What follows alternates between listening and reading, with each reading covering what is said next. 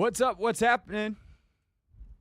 What's up? What's happening? Welcome in. It's the Hoffman Show. We're on the Team 980, always live as well on the free Odyssey app. Streaming live on YouTube too at the Team 980. Ready to go on a Vibe Check Tuesday, where we will take your calls coming up for most of this first hour here at 301-230-0980. We're just getting bombarded with news here in the last 30 minutes. We got even more news. Let's see what this says. Commanders roster moves. The Commanders have signed the following players to reserve future contracts, including Kaz Allen. We got Tyree Jackson, Sam Hartman, Julian Good-Jones, Andre Jones Jr., wide receiver Chris Moore, safety Ben Nickel, who always cracks me up in training camp because his last name is Nickel, but he plays safety, and then Cole Turner, who is still on the practice squad. So, most of their practice squad, they just signed to futures contracts, which means they'll be around in training camp, and then a lot of them will wind up on the practice squad again next year. That's not even what I pulled out my phone for. We got the date that we find out the future Wizards, that the NBA draft is going to be a 2-day event again. It'll take place June 25th and 26th at Barclays Center. So that just happened. We just found out 30 minutes ago that the Wizards have 3 players, the 3 that you would think, in the Rising Stars contest. So that's Alex Sarr, Bub Carrington, and Bilal Coulibaly. So Keyshawn George does not make it, but Coulibaly is a second-year player, does. So there you go. Now you're all caught up on the news. That's our show. We'll see you tomorrow. Nope, I still got to do. We got 2.5 hours or 2 hours left. 2 hours 10 minutes left. All right then. I thought yesterday's show was so good that I didn't have to do another one today. But here we are. Yesterday's show was great because it reminded me why I do this. The calls that you guys had, just kind of talking through the season, talking through the Eagles game, the disappointment, but also the triumph and the hope for the future.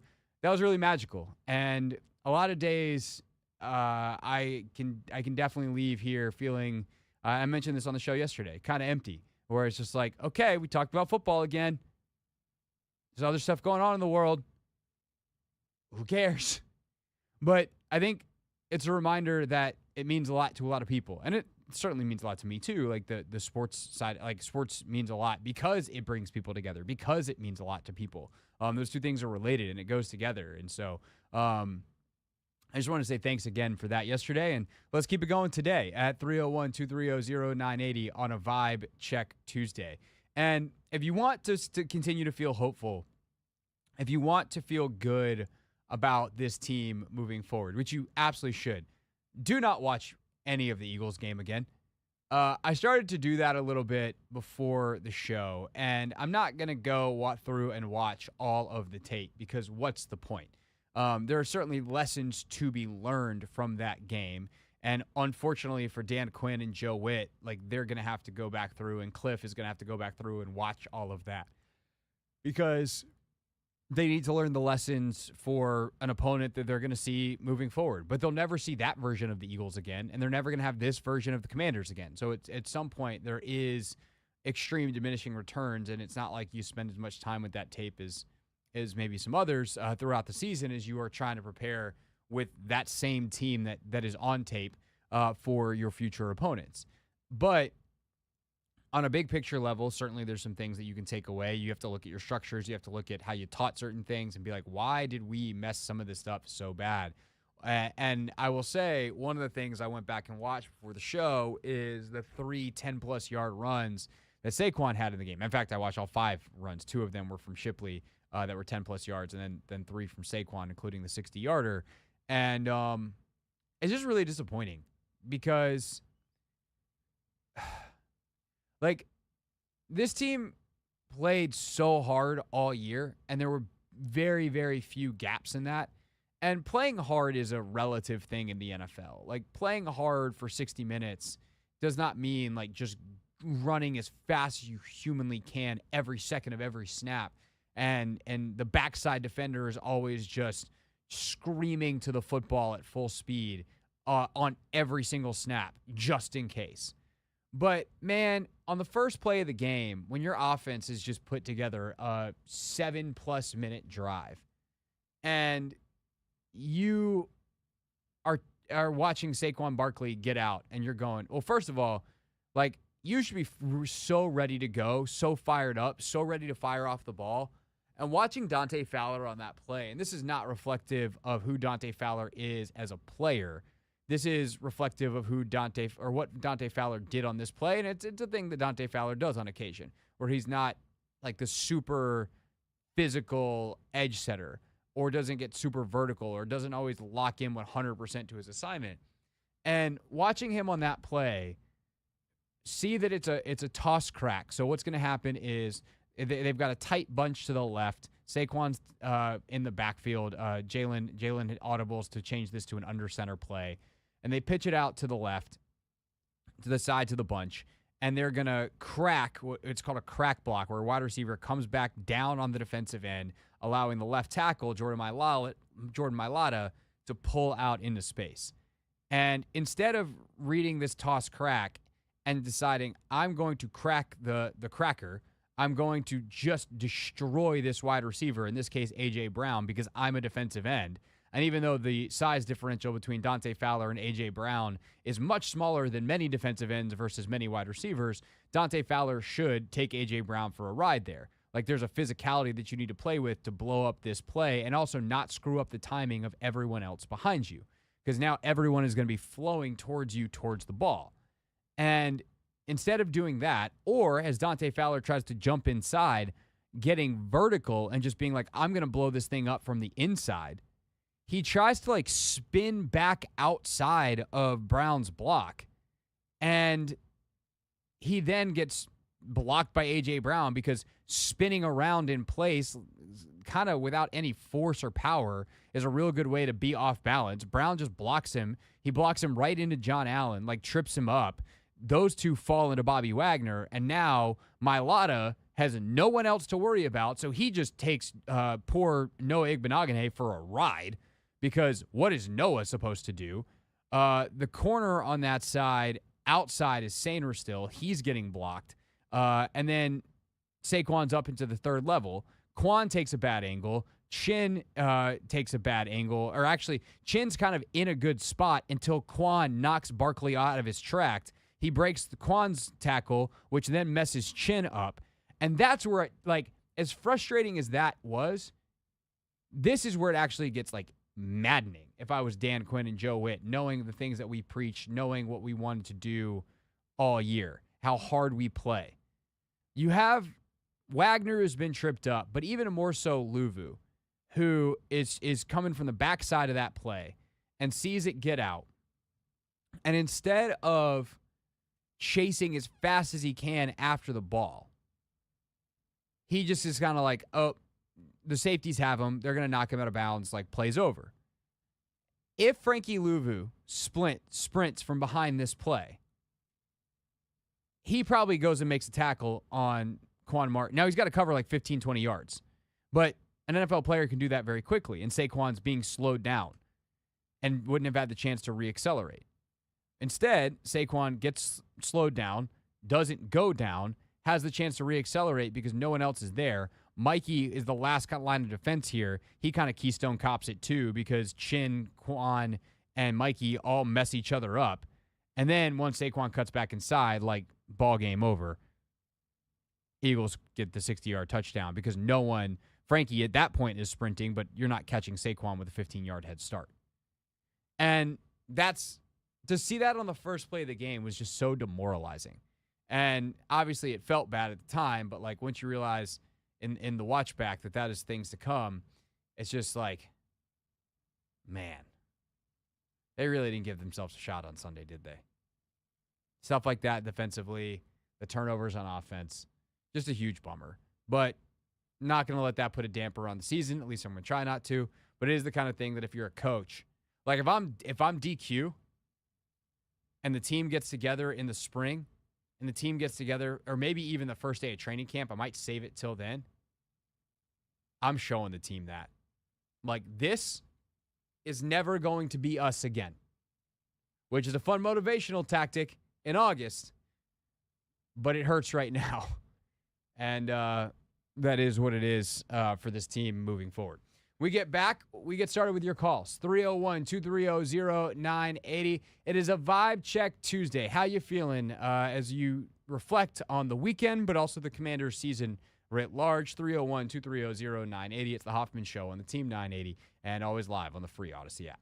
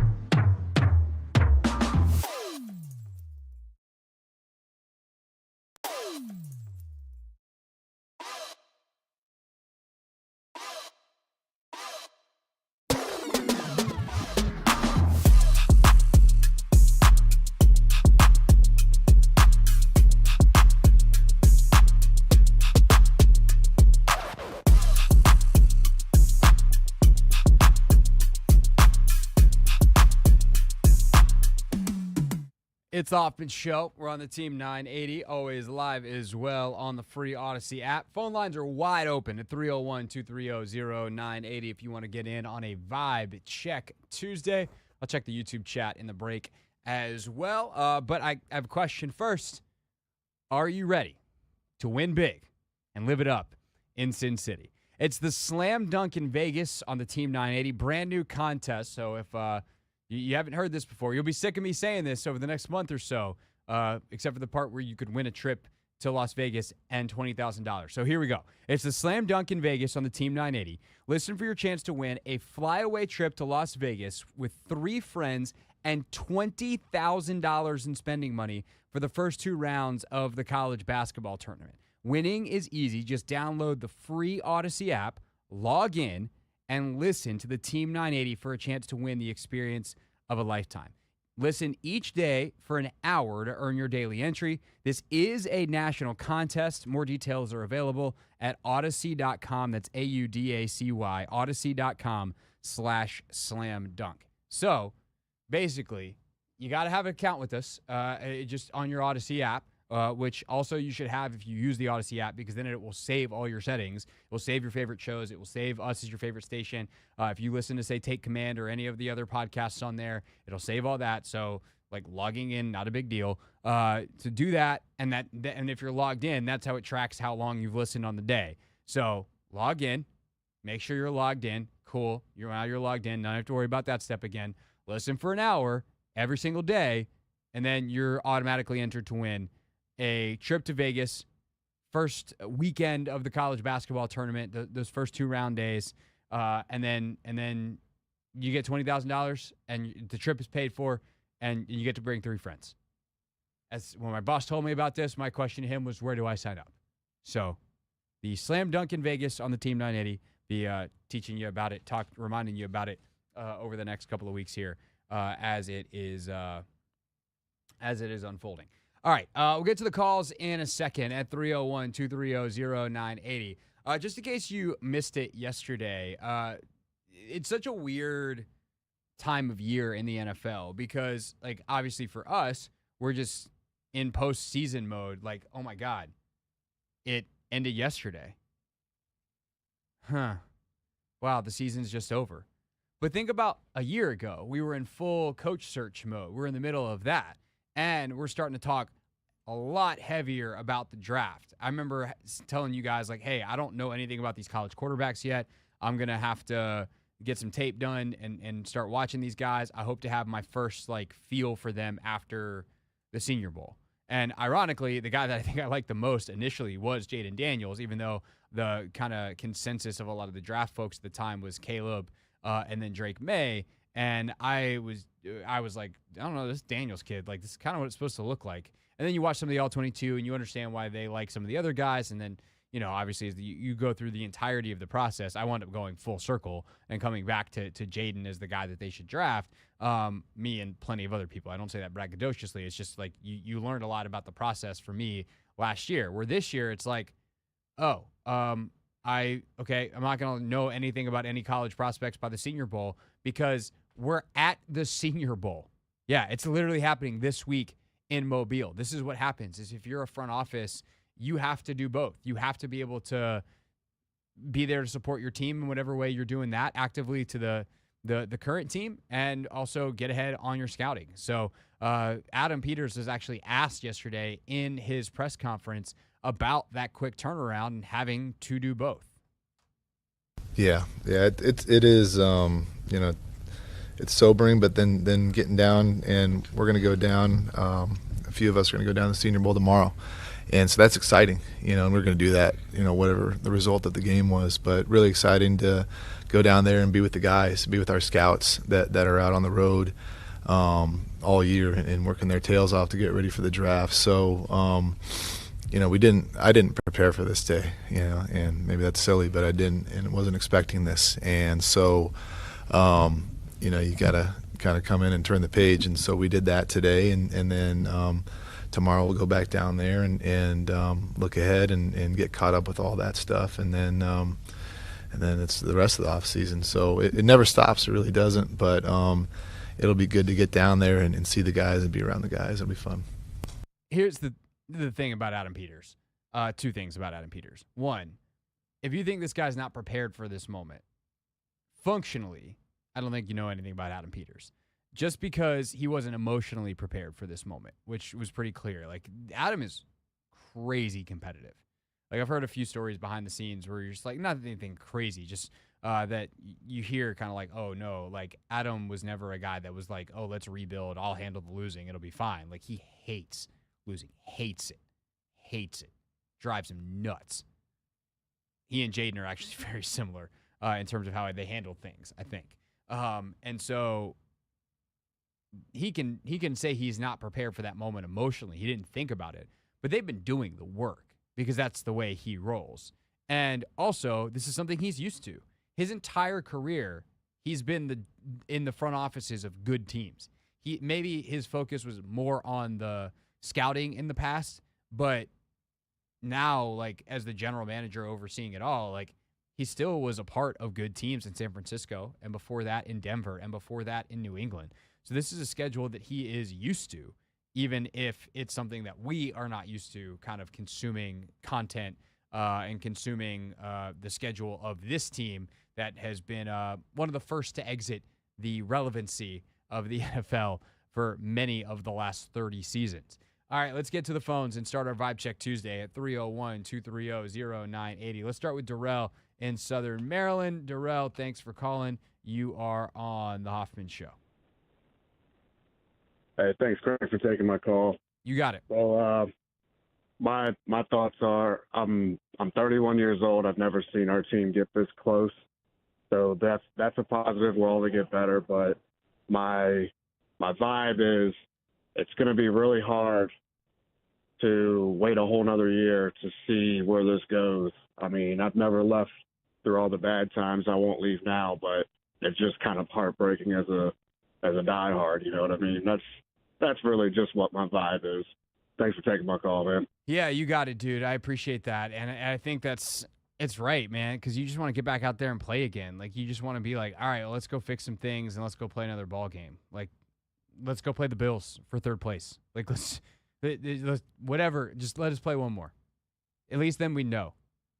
And losing would suck still, but at least we know, like, hey, it's about to end. As opposed to, like, man, if we win this game, we get all the hype of the Super Bowl, we get this big build-up, and then we get a Super Bowl. Whatever happens there, like, it is what it is. It's the last game we're going to play, whether we win or lose.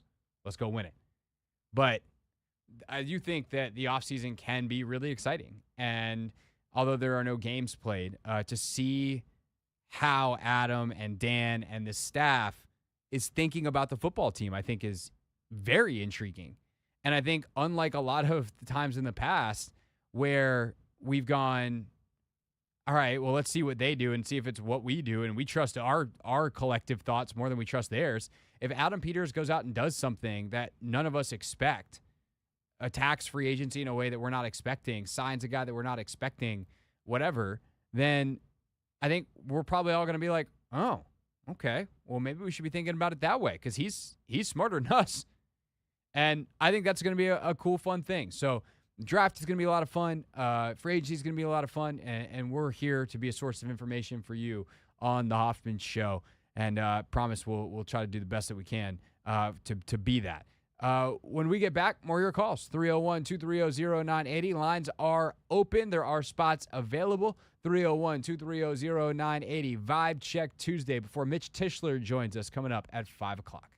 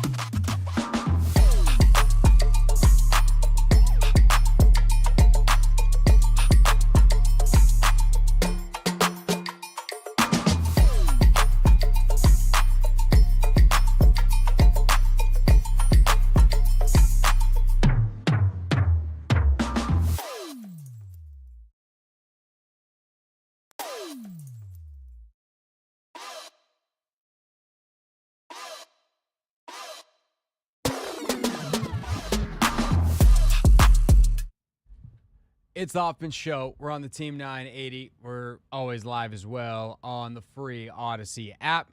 Streaming live on YouTube too at the Team 980. It is a Vibe Check Tuesday. You can give us a call at 301-230-0980 and let us know how you're feeling about the Commanders with the season, unfortunately, coming to an end against the Philadelphia Eagles on Sunday. So thoughts on the game, thoughts on the season.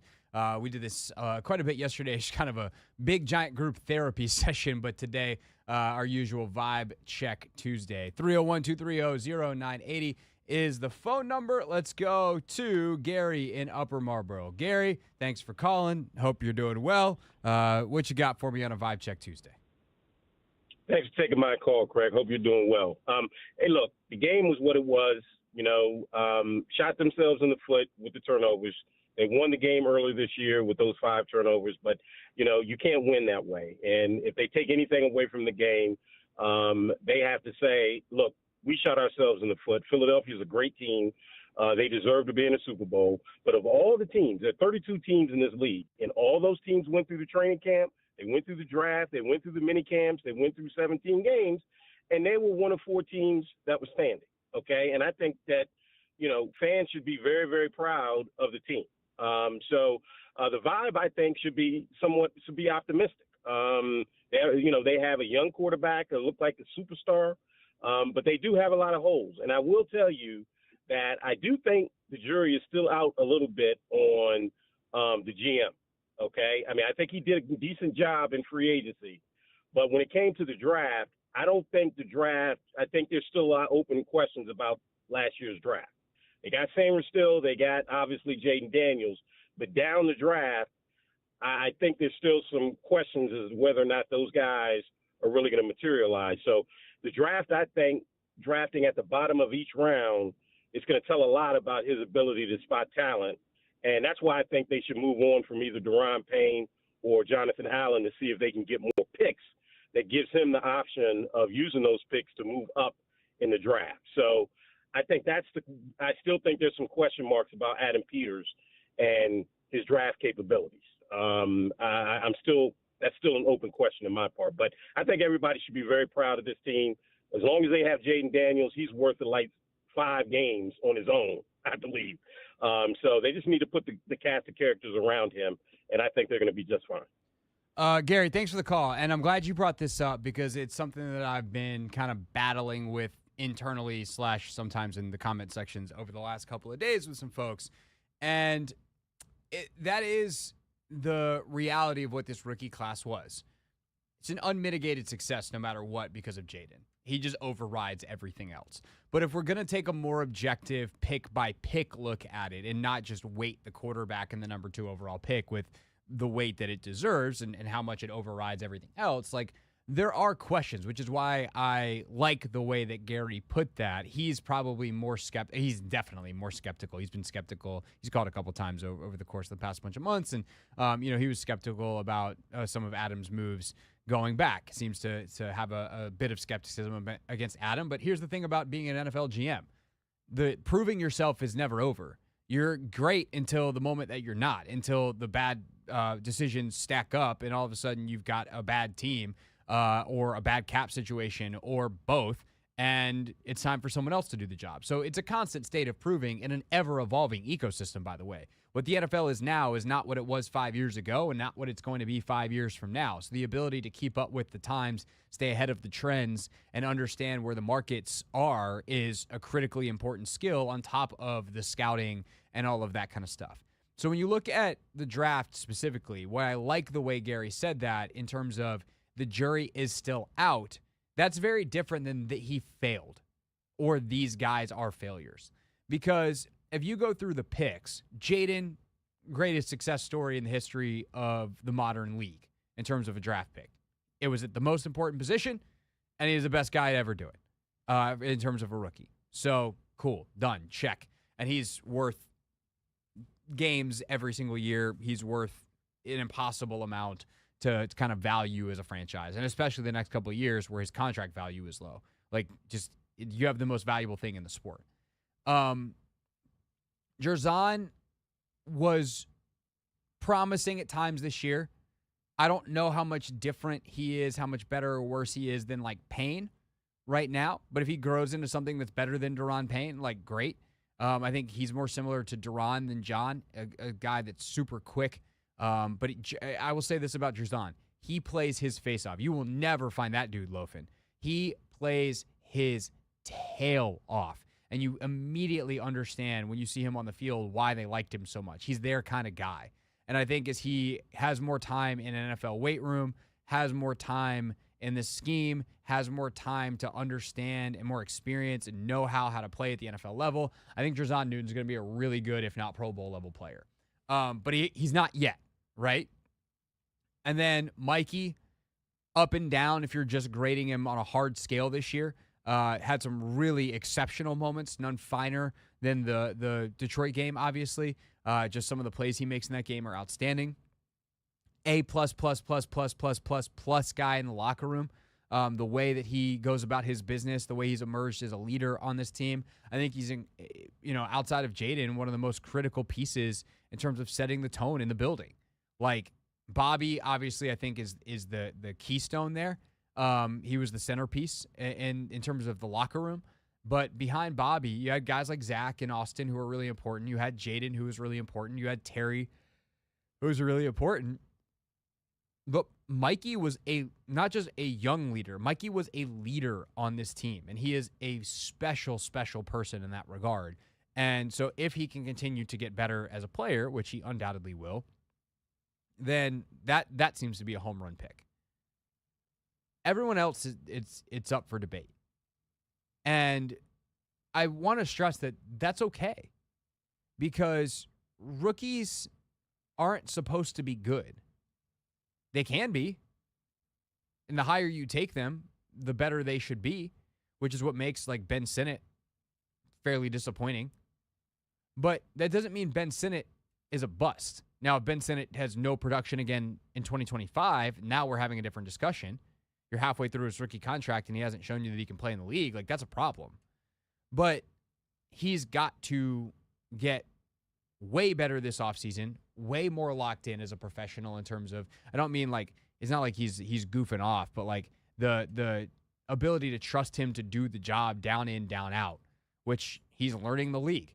He didn't run a really sophisticated route tree at Kansas State. Like, there's a lot for him to learn. And this year was in many ways a learning year.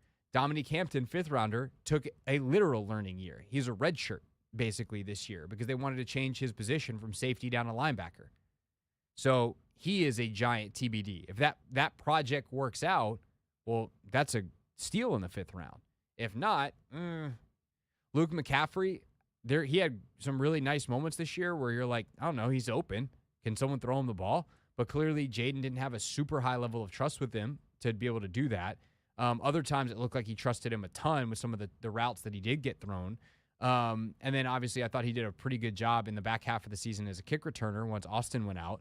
So there's some meat on the bone there, but like for a 3rd round pick, I think you're expecting him to be a bona fide rotation player.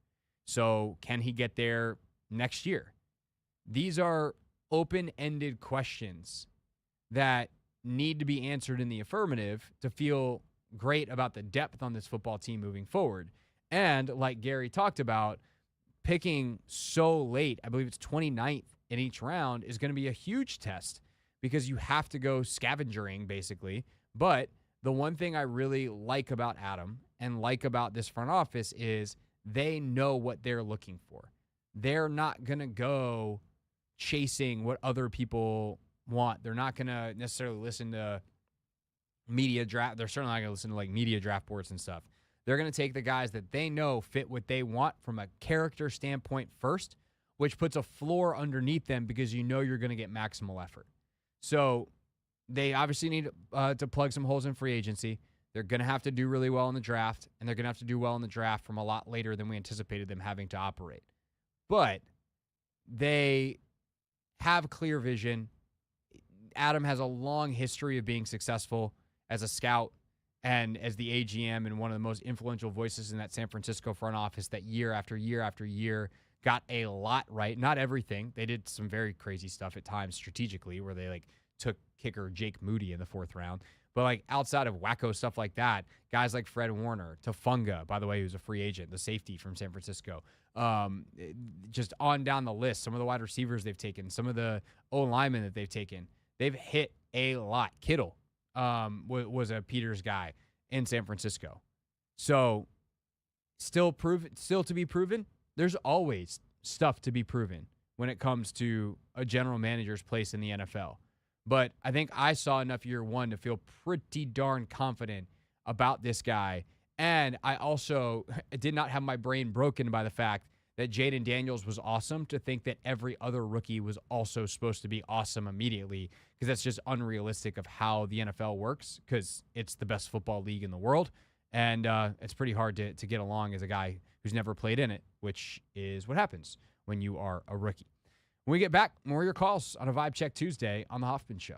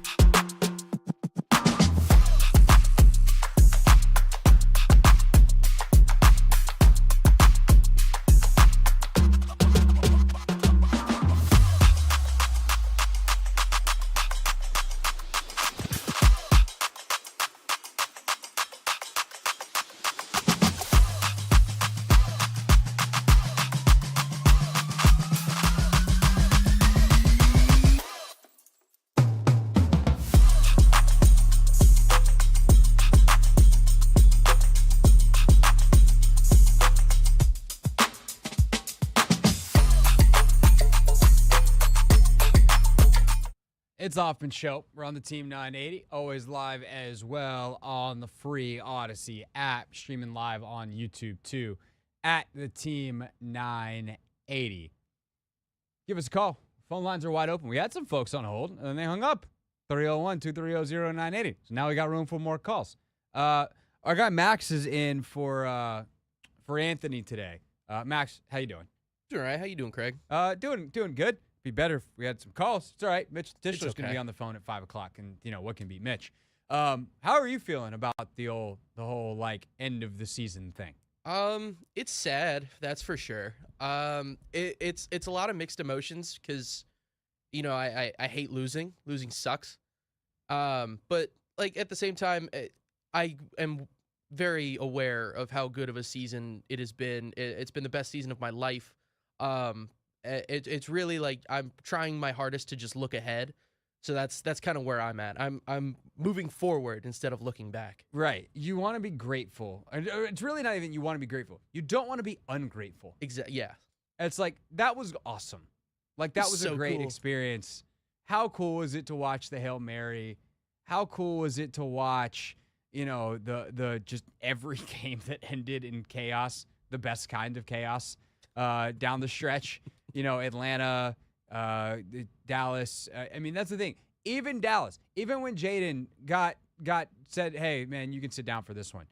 And then Marcus comes in and he's like, I got your chaos right here. Like, that was amazing. But Yeah. yet, I think the thing that, I don't know, I was wondering if this feeling would dissipate. And the thing that I was wondering if it would dissipate is, would the kind of, I'm trying to think of the right word. The disappointment is the word I'll use for right now. I don't know if that's perfect, but the disappointment that you have in how it ended dissipate because they just didn't give themselves a chance in that game. It's not even about the loss, right? It's how they lost. Mm-hmm. That's just so frustrating. Like, yeah, sitting here doing I had to record the game and then do post game, and so I was sitting here just at probably about midway through the third quarter. I was like, all right, let's wrap it up. Let's wrap it up. I'm done. I'm ready for this to be over. Let's just move on. It was a great season, but yeah. Yeah, I take notes for every snap during the game, and I just got to a point where I was like, I think I'm good here. I don't know who I'm taking notes for. I don't know what I'm taking notes for. I don't know what the point of taking notes at this, and I went a solid 2 drives longer than I needed to. There was 4 minutes left in the game when I stopped taking notes. That was 4 minutes, 2 notes, or too many. Like, let me go. I got my notes right here. Hold on. Let me go back on my old little remarkable here. NFC Championship game. Let's go to that note. Let's go back. Yeah, I don't know why I'm doing a film review either. Oh, these are yesterday's calls. Here we go. My last, the last Commanders offensive drive of the game. I mean, I guess I took notes through the Mitchell interception, but it was 48-23 at that point. You're much more thorough than I thought. Buddy, you should see what's in this sucker. It's very well organized. I can tell from here. Yeah. We got, I will say, one of my great things, I don't know if you can tell these, see how squiggly those lines are? Ever so slightly, yes. Yeah, so like on this little tablet that you can write on, it's called a remarkable, and it is remarkable because it's remarkable. I had I it like for that. had it for a while before my wife was like, that's why it's called that, and I was like, oh. She did show me during the game that you can draw a straight line by like drawing and then holding the end point. Ooh. And I had just been drawing freehand lines. That changed my life during that game. Sometime around looks like somewhere in the third quarter, because that's when the lines get a little straighter. Let's go to Saeed. Saeed, thanks for calling. How you feeling on this Vibe Check Tuesday? I'm feeling actually pretty good, considering what made me feel even better is 2 things. The first is I watched Chase Daniels' breakdown of Jaden and his performance, and it was like next level. Obviously, You and Logan give me that feeling too. But this one was really cool seeing kind of like the tape breakdown. But what really made me feel great is listening and watching to all the latest coaches that have been hired. You got a guy in Dallas who on day one, his owner says, kind of risky. You got a guy who went to the Jets, Aaron Glenn, who said, I already know we're the freaking Jets. Thank goodness we didn't hire a coach who on day one, without speaking to a single player, told us who we are. Why you got to lie to people? We got another guy who went to Jacksonville who their social media post was him walking into his office going, oh, wow, this is cool. Thank goodness we have competence right now at the Commanders where we have coaches who are honest with us, who have Tell the Truth Monday, who don't come in there and going, we're the freaking Jets, to like 3 golf claps in the room. Thank goodness we have competence, because now this is the first off season that I'm not actually looking to win the off season. I'm looking to just get better. And I'm not looking to hire the big name free agent as some way to make myself feel better, as some sort of like narcotic drug to make me forget about our season. We go, oh man, at least we got Dion. Like, thank goodness we have competent people, and those are the 2 big things that make me feel a lot better. And oh, by the way, yeah, we got 5 on it. Yeah, that tends to help as well. Saeed, thanks for the call. Saeed mic dropped. He hung up on himself. All right, see you, Saeed. Let's wrap it up with DC. DC, thanks for calling. You're on the Hoffman Show. Wrap us up here for hour 1 of a Vibe Check Tuesday. Great day, Craig, man. Appreciate you taking my call today. But he kind of pretty much summed up my thoughts as well. Like, I like the fact that Jaden Daniels, our leader, didn't complain about anything throughout the whole season. He has faith in his coach, his GMs, the ownership to get him what he needs. And this offseason, I look forward to seeing Adam Peters work and come back next year with a leader that's still focused on being the best he could be, and everyone else will follow suit. And I believe the guys that we keep on the roster have already seen that and will develop themselves in this offseason as well. I totally agree. Like, the way Jaden is as a leader, as someone who is truly authentic, that is a big deal in terms of how he shows up for others and how others show up for him. And it's going to be more on him as this thing moves forward, as guys like Bobby ultimately move out. They will. The one thing that I thought was great, though, yesterday, let me see if I have this cut pulled real quick. Dan Quinn was asked, I think it was actually by Mitchell yesterday, who's going to join us in a second, about balancing leadership on the roster versus like going young and building a contender. In fact, since Mitch asked that question, why don't we save? I'm going to play that bite for you and for Mitch next, and we'll let Mitch and I go back and forth on it, talk about it a little bit, why he asked the question, what we make of the answer, and we'll get our vibe check going with Tischler on a Tischler Tuesday next on the Hoffman Show on the Team 980 and always live on the free Odyssey app.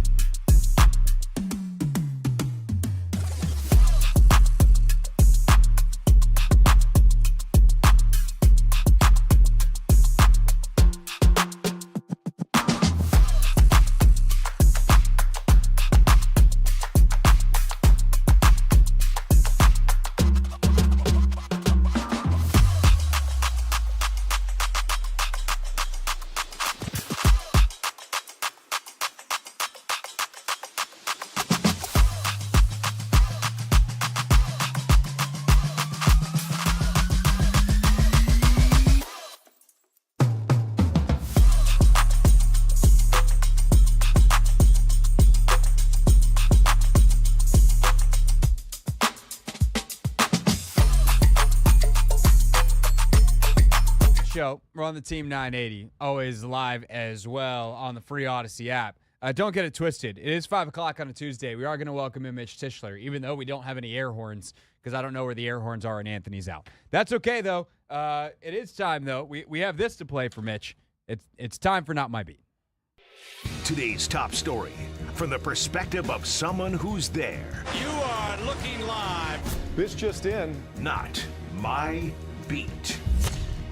All right, Mitchell is with us for one final time of the season. Mr. Tischler, how are you on this Tuesday? Meow, meow, meow, meow. I'm good. I come with my own air horns. You do. They were the cat variety. Who knew? Who knew? Everybody now. Just like we all find out. Mitchell, I have a burning question for you before we get into anything else. Did you know before Sunday, after covering this man for a decade, that Tressway was right-handed? You know, he plays ping pong right-handed, and we had talked about that in the locker room before about being ambidextrous.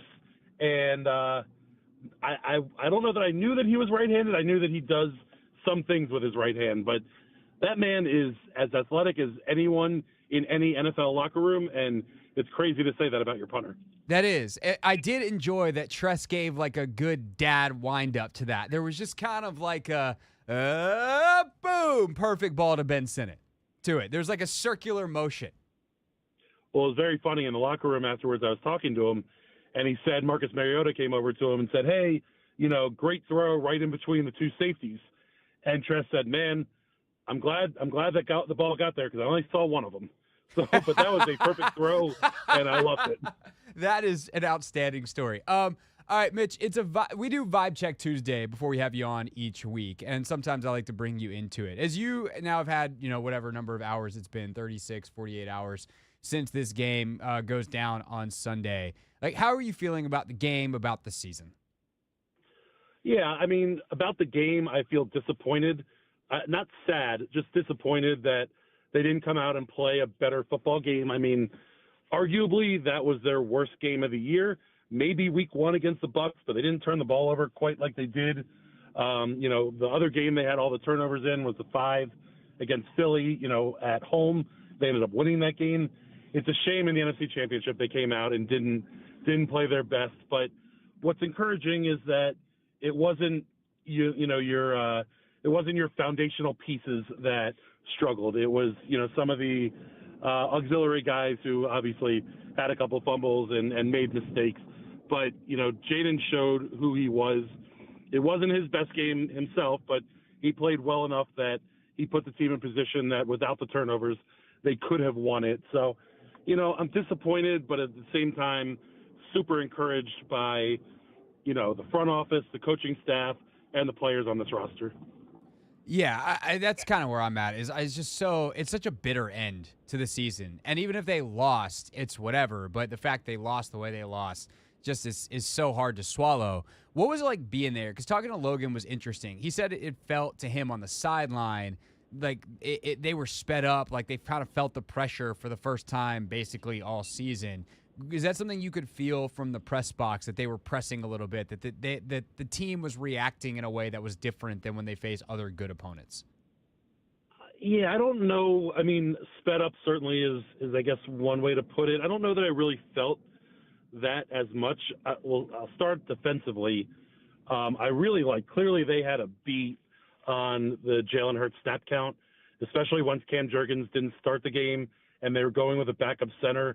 We saw Frankie Louvu kind of dice through that O-line a couple times at key moments, and I think you could see that, the experience of playing that team, for the third time, that they were able to kind of take advantage of it. Offensively, we saw Jaden make a couple mistakes early in the game on passes out to the flats where the ball was just short. It almost looked like he was aiming it, more than just kind of letting it loose.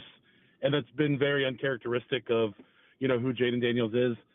At no point during the week leading up or pregame on the field or being around the guys that I feel like they were tight in any way. And I give Dan Quinn a ton of credit for that. Once I got on the field, though, it felt, sitting in the press box, it felt like I just kept expecting the magic that we had seen all season to resurface. And every time they kind of had an opportunity to really put pressure on that Eagles offense to move the ball, they would turn the ball over. And, the McNichols fumble with whatever it was, $1:40 left in the first half really was, to me, the killer turning point of that game and the kind of the point of no return where you saw the Commanders' offense start turning into a little bit of what we saw from the Lions last week, where they were pressing a little bit and feeling like they had to score every possession to keep up. But, these are big-time situations, and Jaden Daniels has played in a ton of big-time games. It's something that a lot of these guys are going to learn from and haven't really experienced before. So that's an Eagles team that's 3-4 years ahead of where Washington is. I am, optimistic and hopeful that Washington will have plenty of more opportunities to play in those types of games. For sure. I just am scared that they're going to see the Eagles for a lot of it. Maybe scared is not the right term because you hope that the Washington's good enough to compete, but Philly's really young too. They're really good, and they've managed their cap well and all that kind of stuff. So the Eagles are a team that they're going to definitely see again, and hopefully next time that game can be in Landover instead of at the Link. Mitch, I thought you asked a great question, and I actually want to play the answer that Dan Quinn gave yesterday at the press conference, where you talked about how this team was built, right? And Bobby Wagner and Zach Ertz and those guys coming in. And you kind of think as you continue forward building this team that some of those guys won't be around and those types of players won't be around because they'll bring in younger players. And so you basically ask, how do you balance building or having leadership on the roster with building a contender and having some youth? And this is what Dan Quinn said for the audience that did not hear it. Some things don't show up on the stat sheet. They just don't. And people like Adam see that and understand that. It may not come in a metric or a next-gen stat, but it shows up in a big way. And you've heard me use the word glue guys or great teammates, and all of those things can factor into what you're looking for to build as a team. So everything matters. And for teammates like that have a different role, all of them have an impact on winning, but their roles may be different. And so it'll always be a part of our equation.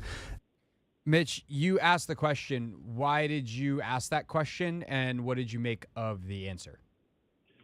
Yeah, I asked it because one of the big things, Ron Rivera talks about culture all the time, and it's become such a buzzword in Washington and, almost a negative word because it's been so poor amongst this team. But if you look big picture at the way this franchise has built teams over the past decade or so, there aren't a lot of veterans that have come in. And so the onus for leadership has been on the shoulders of the guys who are on their second contracts in the league, but had never really won or done anything themselves because obviously Washington was never that franchise, that was playing in playoff games consistently. And they hit, at a high rate this offseason, not just the veterans that came in, but across the board. And it's not necessarily the most sustainable plan of action to building a team. Getting Bobby Wagner and Austin Eckler and Zach Ertz were big, big factors in setting the standard for the franchise and in the locker room and on the practice fields. But the idea that you're going to be able to have veteran guys step in and play meaningful minutes isn't really necessarily sustainable.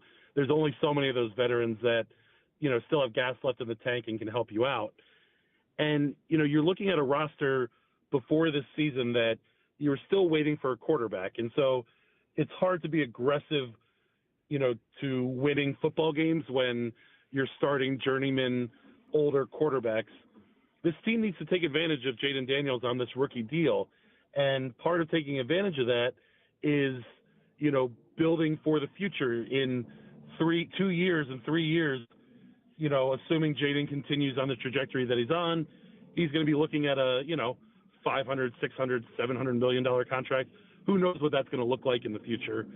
And so you're going to need a base of young players that can step in and play and really help you out. And so, I think for both Adam Peters and Dan Quinn, it's going to be interesting to see how they attack this offseason because you do need those guys who are the locker room glue guys. There was a lot of laughter about the Bobby Wagner, Jaden Daniels relationship, or they tease each other about reading books and who's better at basketball and whose college is, better and all these different things. And those sorts of things, like Dan Quinn said, don't show up on the stat sheet, but help make a young player feel comfortable in a brand new environment, not to mention a brand new high stress environment. And so I was wondering kind of, now that a standard has been set, can they now make a move towards bringing in youth and layering positions? So if somebody leaves in free agency or gets hurt or doesn't work, that player can step in? Or is the standard something that kind of continues, that needs to be set? It needs to be reinforced year after year as the roster turns over. And I thought it was interesting listening to Dan, because it certainly sounds like he thinks, it's important for him to have those types of players. And maybe next year they're able to keep, all of Ertz, Wagner, and Eckler, or a combination of the group. But as you move forward, let's be honest, those three guys didn't have a ton of options around the NFL of places where they were going to go and be able to play meaningful minutes.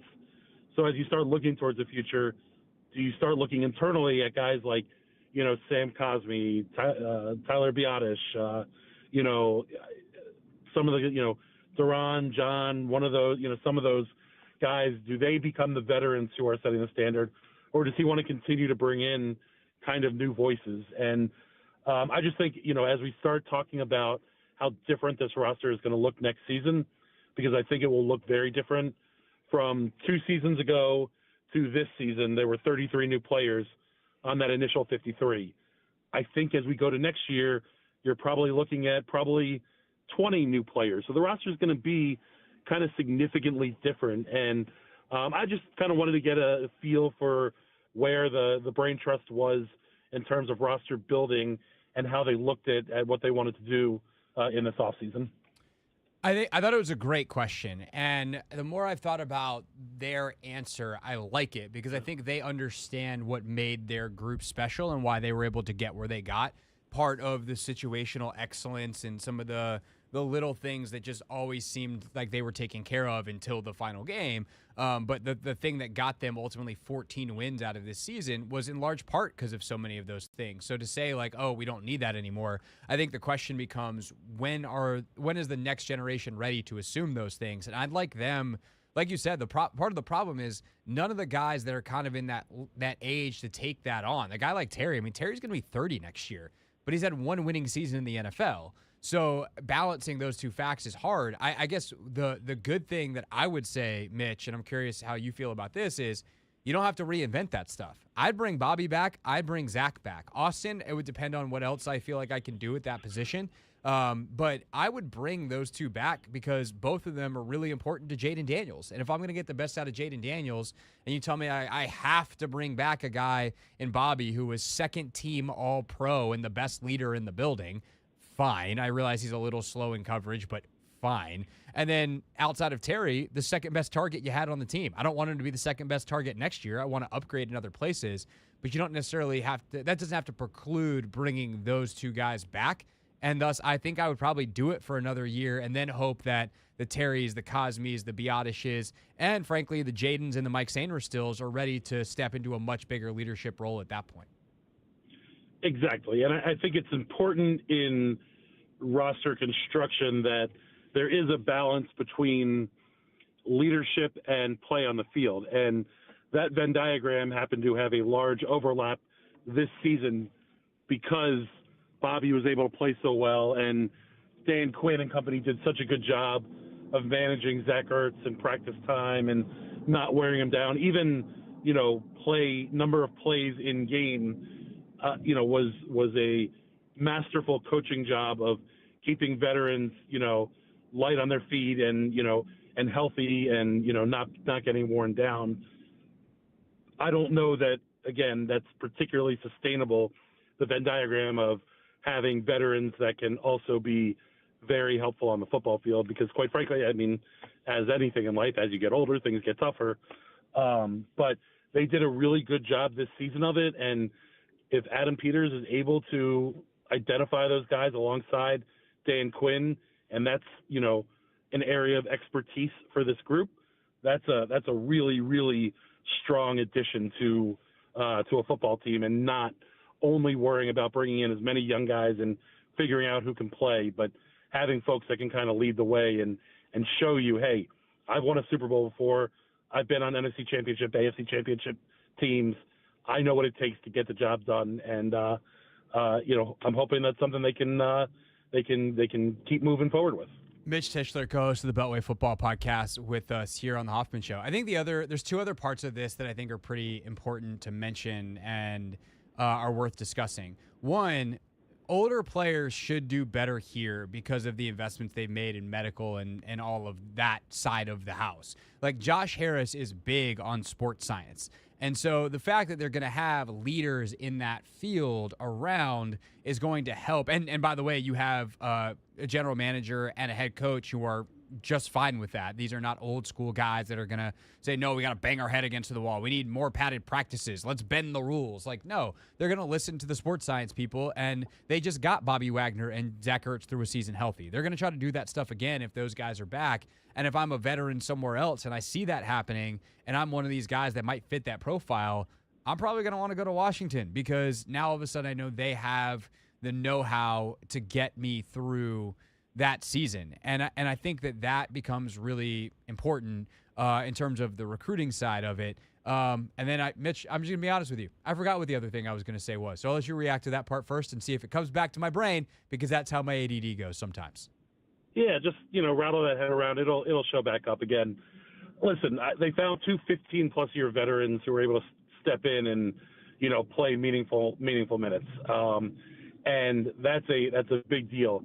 To your point about folks around the league seeing what's happening in Washington, you have both the upgrade of everything across the organization kind of behind the scenes.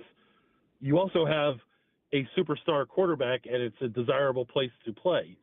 And so years past, you didn't necessarily have the option of who you wanted to sign to be your starting middle linebacker, and that's how David Mayo ends up as a starting linebacker on a roster, because you weren't a desirable place to be.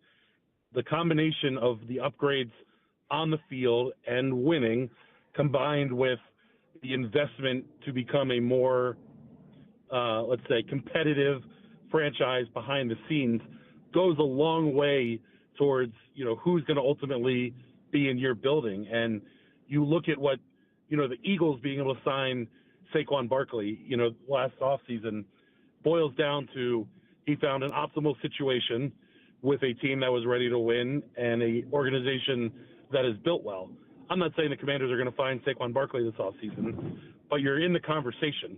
If Saquon was a free agent this offseason and was trying to figure out where to go, it's hard to imagine that the Commanders wouldn't be at least on the short list of teams that he wanted to explore, because Jaden Daniels makes your offense, makes your team, puts your team in a position where any given Sunday, at any given point, your team can come back and win a football game.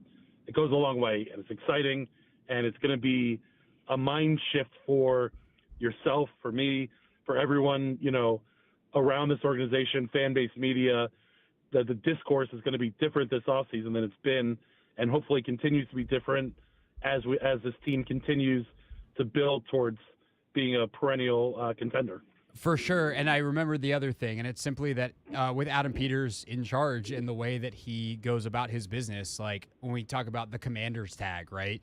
Like, these guys are future leaders. Like, they're built a certain way. The character is a feature, not a bug. In terms of their scouting. So guys like Frankie Louvu, like, could he be a leader here in a bigger way and take on more responsibility if Bobby is not back? Like, absolutely. The way that he plays and his personality sets up for that. So I think that, Biotish, same thing. The guys they bring in, both in free agency and the draft, it is a culture of leadership. And I think while the know-how of a guy like Bobby specifically, gold jacket, Super Bowl champion, Zach, possible gold jacket, Super Bowl champion, one of the best at his position for a long time, that know-how is irreplaceable. But the culture has been set, and I think there's enough guys that will be back that are that make up the fabric of who this team is, that I feel pretty good about that.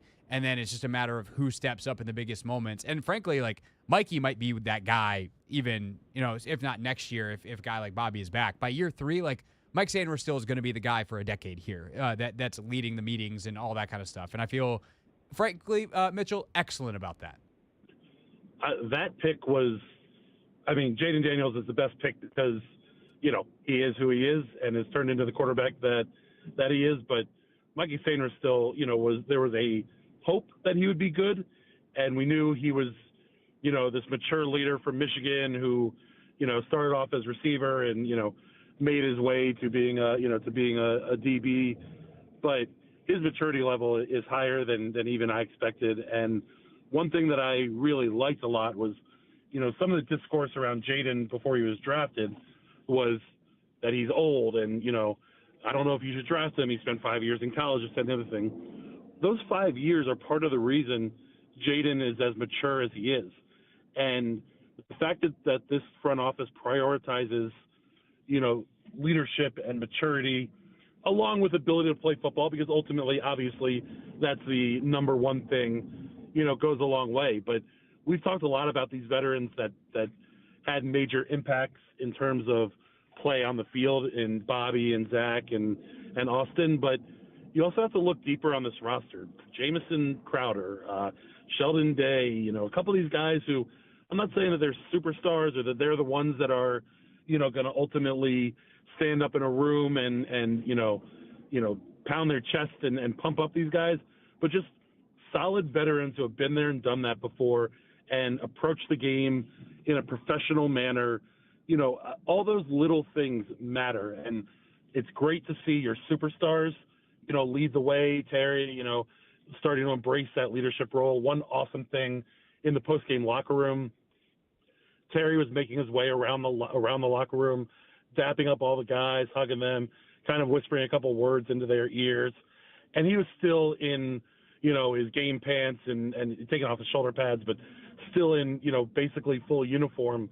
And, that sort of stuff is, rah-rah and, not necessarily something that fans would know or notice, but it is a difference maker. And it is something that helps the franchise build to become who you want to be. Without question. Mitch, we thank you for making this show what we want it to be every Tuesday, all season long. Thanks so much for all of your time this year. We'll obviously continue to talk throughout the offseason, just not as regularly scheduled. And just thanks, man. I really am glad that we did this and look forward to doing it hopefully for many more years to come. Craig, it's been a ton of fun. Thanks for having me. It's been awesome with you and Anthony all season long and all the other producers that you work with.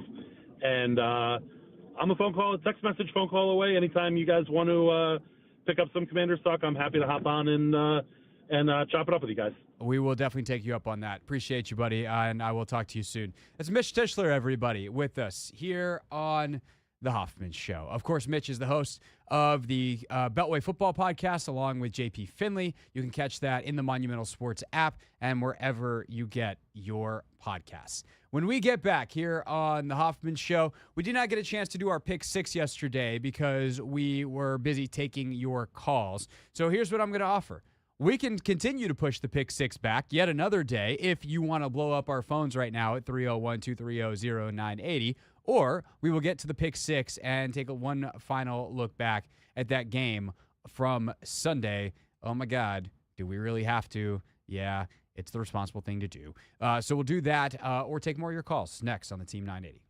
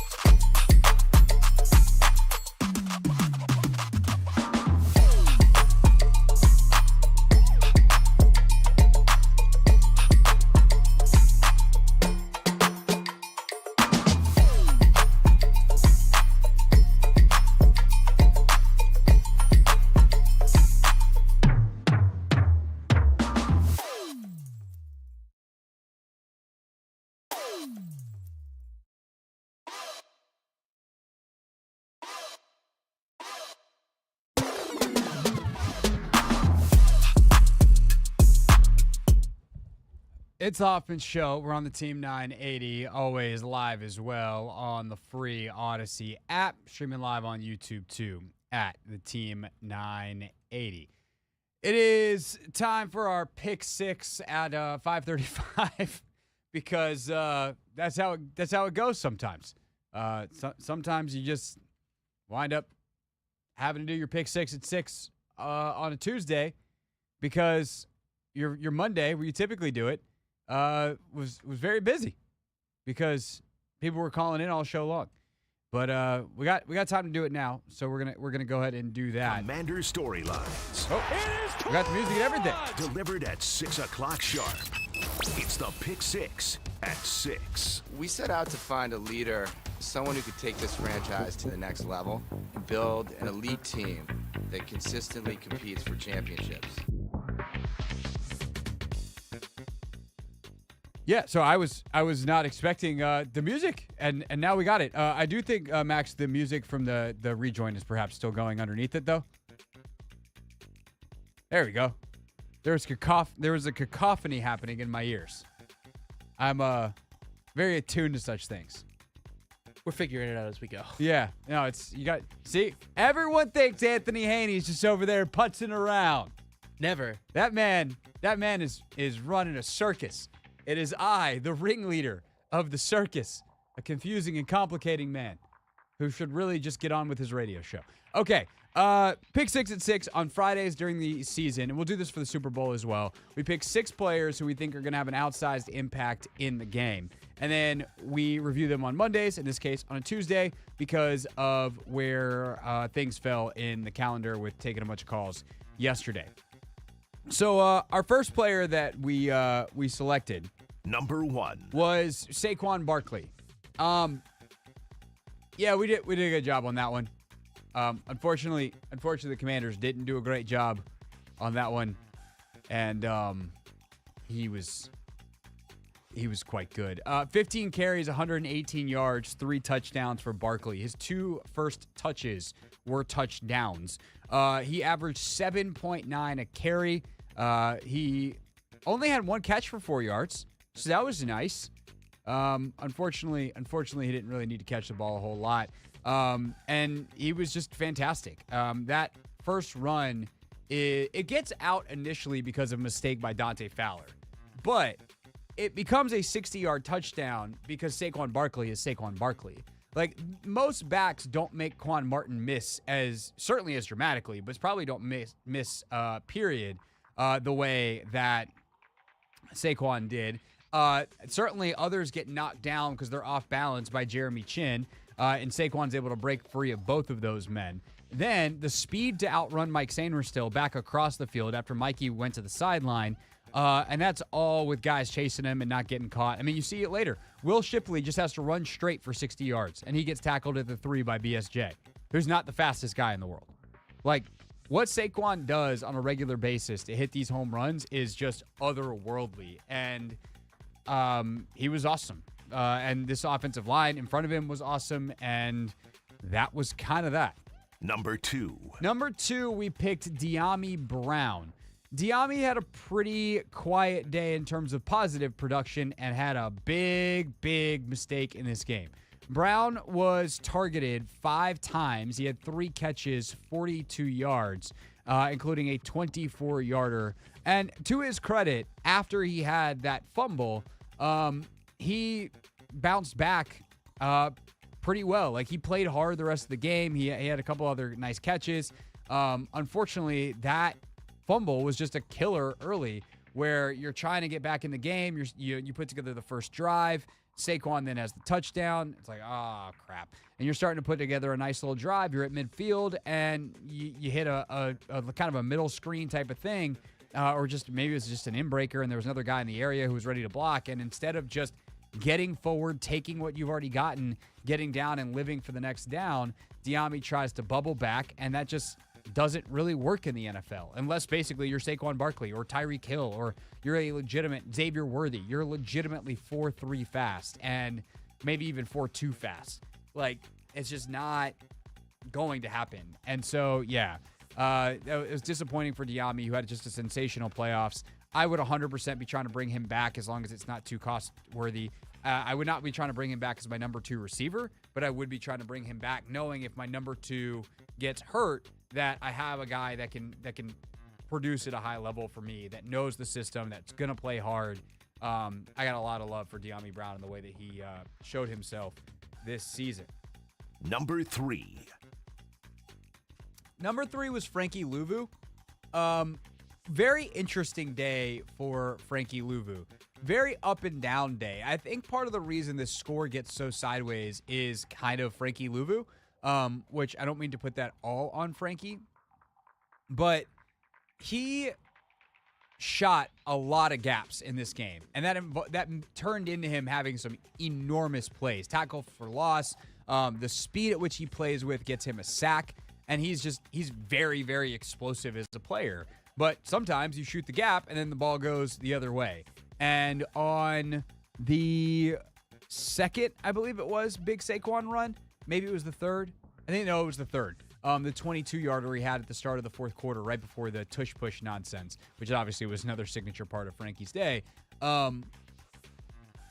Frankie shoots up the field, and there's nobody there to really set the edge anymore. And if you are not pass rushing or the run doesn't go hard to the outside, that can get you in trouble. If you think you're on it and you're not, not exactly great. He grades out pretty mediocre on PFF. They gave him a 52 grade overall, 52.7 run defense, 48.6 tackling, 67 pass rush grade, 68 in coverage. He had 4 pressures on the game per PFF's metric. I think he had 6 officially per Next Gen Stats. Ultimately, 1 sack. But that was the other thing, is like he had a couple hurries. He had a couple of times where he was able to get close to Jalen Hurts, but he just couldn't finish. And like finishing those plays is the next big step for Frankie Louvu. It's how he goes from a good player to a great player. And so in many ways, this was an exciting game for Frankie Louvu if you're thinking about his development, where it's like, what can he be moving forward if he can take that next step? But taking that next step is really, really difficult. So a little bit more discipline from Frankie, I think next year goes a long way as a run defender, and then a better finish as a pass rusher. The other thing I'll say about Frankie is him as an edge pass rusher, I'm liking less and less. I think I might just play him as a off-ball linebacker who blitzes a whole lot, and occasionally can play on the end some of the 5 down stuff or the odd front stuff where they got the 3 guys down and then the 2 stand-up edge players. But he didn't get a lot of his sacks from like one-on-one pass rush in a defense or an offensive tackle on 3rd down this year. So I don't know. I know that the Micah Parsons thing is exciting and enticing, but like he didn't actually do a great job of that, where he was great as a blitzer. So something to chew on for Joe Witt and Dan Quinn this offseason. All right, we got 3 more players to talk about in this game. We will do so next after a quick look at what's trending.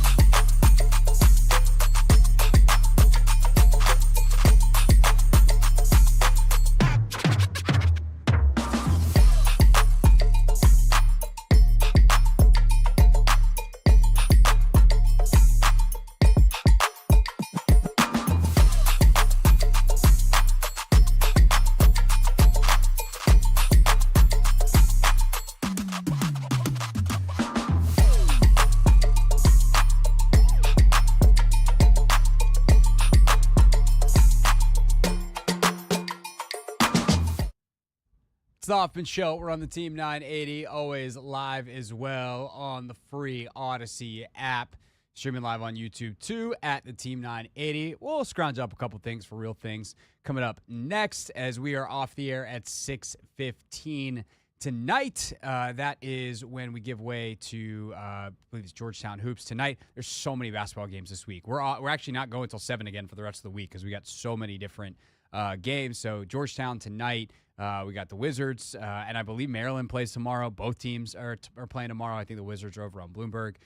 We'll be live at Capital One Arena on Thursday ahead of the Wizards and Lakers. I'll actually be at Capital One Arena all day because the Mystics are introducing their new head coach and GM in the morning, so I'll be sitting down with them and attending that press conference. So a long day at the old Capital One Arena. If any of my friends are listening and want to meet me for lunch in downtown D.C., holler at your boy. I might have some time before I got to set up for the old radio show. But yeah, so we'll do that on Thursday and then be back in the chair Friday. And there's another Georgetown game. I believe that one's Georgetown Butler, but tonight might be Georgetown Butler. I don't know. Georgetown's playing basketball. I went to Syracuse, and that's the promo that they get. Max, did I just get myself fired? No. No. No, we've had people say much worse things on air. That's a great point. Look, some of my goofball colleagues, bars, I mean, look, Drab's my new boss.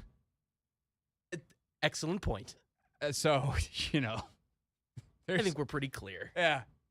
He's not going to be psyched about that, but Drab, you looked at toilet seat within the last 6 months. So. Checkmate. Yeah. I think I was on the Junkies after that happened. I think, or when it was about to happen, one of the two. Like they're teasing it that it either happened or was about to happen. I've tried to block it out of my memory. And then they're like, with that, let's bring in Craig. And I'm like, cool, guys. I'm here to talk about football. What did I just walk in? Oh, closes. I just wanted to be the Simpsons meme. I wanted to disappear back into the bush. That was silly, fellas. They'll be on it. They'll be on at 6 a.m. tomorrow. You filled in with those guys yet? I did the Christmas stream from here, but I have not gone in when everyone's here. It's an experience. I'm sure. I have to prepare myself. Very sleepy crew until the lights go on. I'm sure. And then that's morning radio. Once the coffee's going, they're going. The caffeine, Cakes gets them all waked up. Yeah. And then off they go. All right, let's get to the back half of our pick six. We don't need to play the whole intro again, but Max, if you want to put the music back on underneath, we can do that. Oh, look at you, Max. You're a pro. Don't let anyone tell you otherwise. I try. You try. All right, let's get back to it. Our pick 6 at 6 that we picked on Friday, we review here on a Tuesday because we took a bunch of calls yesterday. Number 4. Number 4 in the pick 6 at 6. We picked Jalen Carter. And I think the Commanders did an okay job on Jalen Carter. He didn't wreck the game. They had a lot of other problems. Now, unfortunately, some other of the interior linemen had great games. Milton Williams was really good. Jordan Davis had a sack. He only played 10 or 13 snaps. He got a sack. Good for him. Williams had a sack, and then I think also had a ball batted early on in that game. But Jalen Carter actually graded out. Where did he wind up? Let's sort by total snaps because he plays a billion snaps. He graded out as 63. 56 run defender, 28 tackling grade. That tends to bring it down. 71 pass rush grade. So he had 8 total pressures in the game. It's not like he didn't do anything. And Jaden just did a good job of evading him. The other thing that I thought was interesting, and I don't know if I'll ever get an answer to this. I don't know if I'm going to care about this question by the end of the week. But Trent Scott started this game at right guard. But Chris Paul actually played quite a bit in this game. Chris Paul wound up playing. Oh, it's probably because I'm looking at the defense. I need the offense. That will tell me how many snaps. He wound up playing 28 of the 79 snaps in this game. So I just thought that was interesting that, for as much as we talked about what options do they have, they wound up rotating. And Chris Paul, I think, did a good job. He was really stout, but also there's some other issues with him in terms of mobility. So Carter gets him on some speed. But overall, that was not the biggest problem in the game. Number 5. Pick John Allen as number 5. again, like on the list of things that went right, wrong, like I don't think John had his worst game by any stretch of the imagination, but he wasn't earth-shatteringly good. Played 55 snaps, graded out PFF at a 55.7. That's like high yellow. 66 run defense, 70 tackling, 62 pass rush. I don't understand how he's above 55.7 in every single category that PFF does, and then he has a 55.7 grade. Again, I don't get how PFF's grades work, but they're the best thing we got.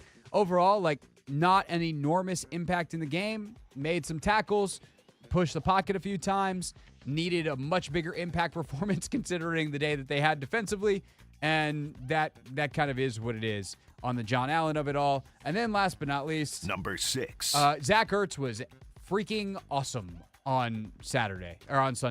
He had arguably his best game all season. He graded out at an 82 on PFF, played 63 snaps, 53 of them were pass snaps, and 10 run block snaps, and he just consistently got open, caught the ball. I mean, even a couple of targets where he's open and Jaden misses him, like he could have had an even bigger day on a day where he was targeted 16 times, 11 catches, 104 yards, averaged almost 10 a reception, had 28 yards after the catch. So he had a little bit more after the catch than he usually did this season. I would just say this, like, we're going to get a lot deeper into this stuff over the next couple weeks, obviously. Zach Ertz and Bobby Wagner, but Zach Ertz, like, I'm bringing that dude back. I think the way that he played this season, the fact that he's going into the offseason fresh, like, I'm high on that relationship and keeping that relationship going. And as long as you think you can simultaneously develop Sinnott, because he was a second-round pick, and you do need to get more out of him next year, maybe the snap count in the season looks a lot more even. If Zach is up for that, he's got to be on board. But I do think that would be a great thing for Zach. Hey, man, one more year, we got you. We're going to take care of you. But some of that is you're going to have to make sure that your guy Benny is getting the snaps that he needs to develop, and that's going to be both in practice and on the field. So, but also, like, they're going to have to give Zach rests in practice. So, like, Sinnott should have an opportunity. So how do they balance that between he and John Bates, who I think has 1 year remaining? But if Bates is a free agent, that's something they're going to have to take care of because he's a different caliber of blocker at tight end. So there's a lot to consider for the Commanders and Adam Peters to take care of. That's why they're paid all that money, and that's kind of the process that they're embarking on right now. When we get back, we'll wrap up the show with real things real people said in real microphones.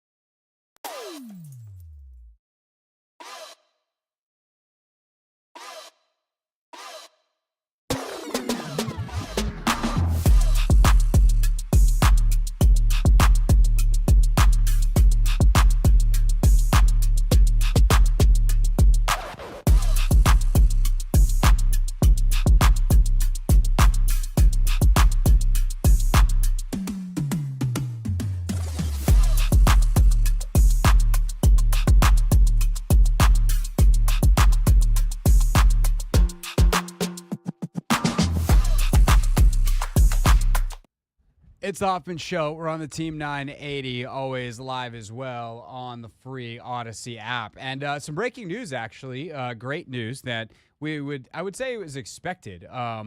Cliff Kingsbury staying.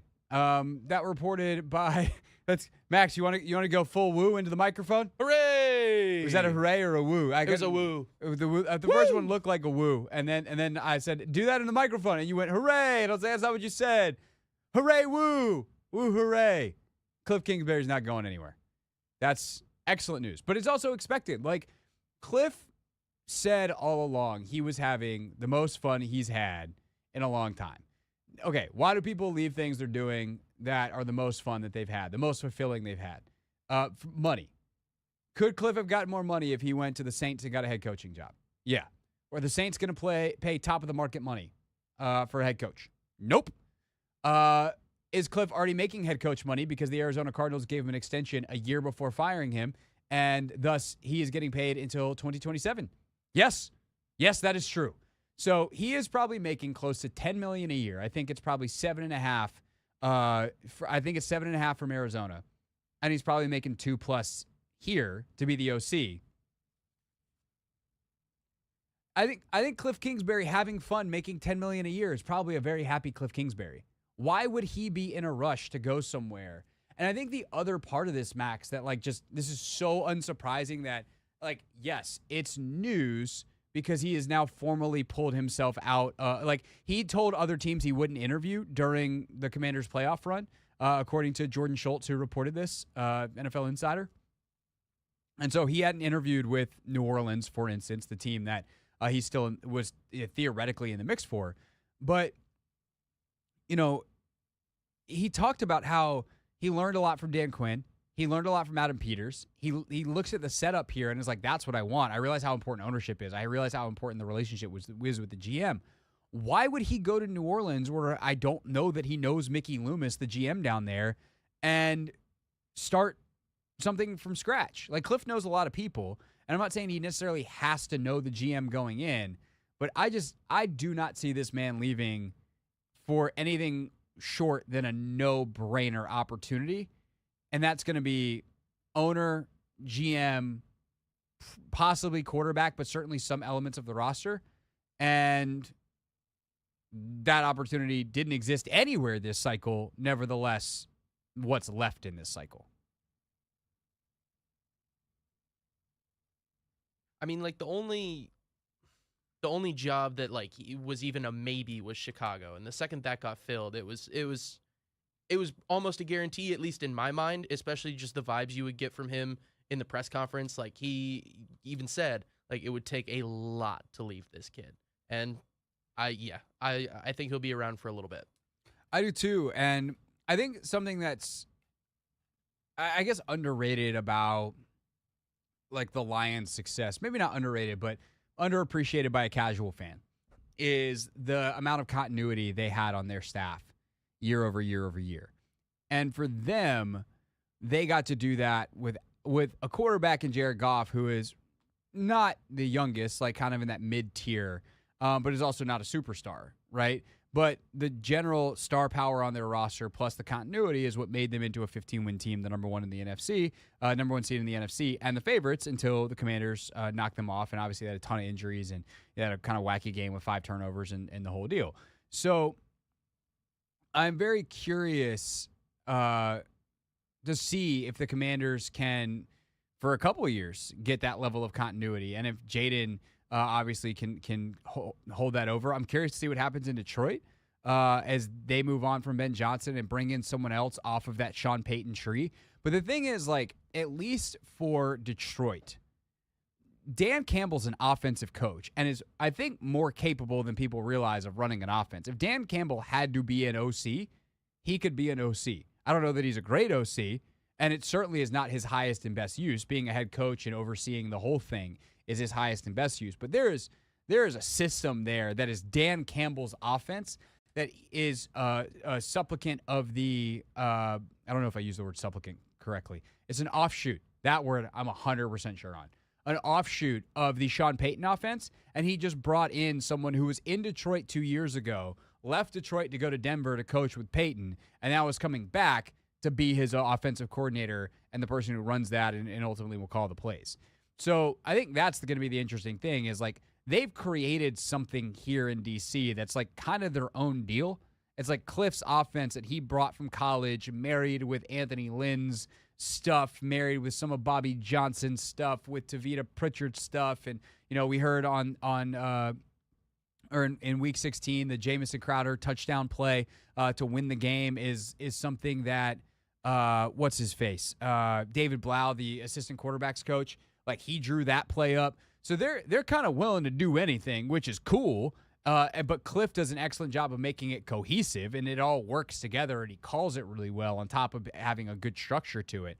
So I think that is something that's going to be the ultimate test, since ultimately Cliff will leave, right? Unless all of a sudden they go out and win a Super Bowl and Dan Quinn is like, this competitor's life, I've lived it long enough. I'm retiring and I'm handing the headset to Cliff. And then Cliff gets to stay here. Cliff is going to probably leave. And it might be next year, it might be the year after. Right? 2025, 26 would be next offseason. 27 is the year he stops getting paid by Arizona finally. So either they're not good enough for him to get a head coaching job, or he's probably, with Jaden being the driving force behind the success, going to be good enough that he's in the mix next year and certainly the year after if he wants to sit out one more cycle. Then what? That's the question. I still think it's worth acknowledging that this does not mean that the entire staff is staying in place.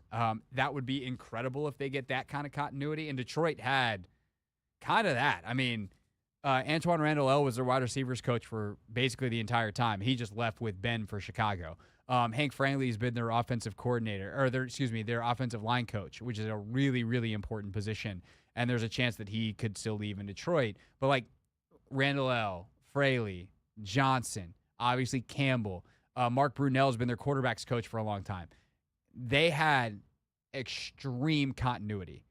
And that is something that if Washington can pull that off and keep Tavita, keep Blau, keep David Rye, the tight ends coach, keep Bobby Johnson, keep Anthony Lynn, who I'm sure will be coveted, although he's got a pretty good role here. It's going to be hard for him to get, unless he's getting a play-calling OC job, which I don't even know if he wants at this stage in his career.